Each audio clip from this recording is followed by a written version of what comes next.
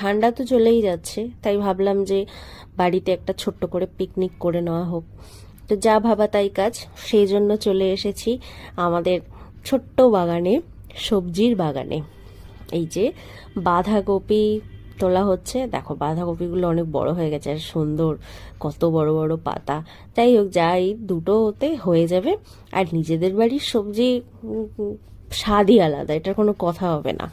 আর এদিকে দেখাই, এই দেখো চলে এসেছি, মাটনও এনেছিলাম, বাঁধাকপি, মাটন, আলু ভাজা, ডাল, এইসব পিকনিক, ছোট্ট করে পিকনিক। আর এই যে মাটনটা কষা হচ্ছে, গন্ধ কিন্তু দারুণ বেরিয়েছে, যদিও বা তোমরা পাচ্ছ না। আর এই দেখো অলমোস্ট মাটনটা রেডি হয়ে গেছে।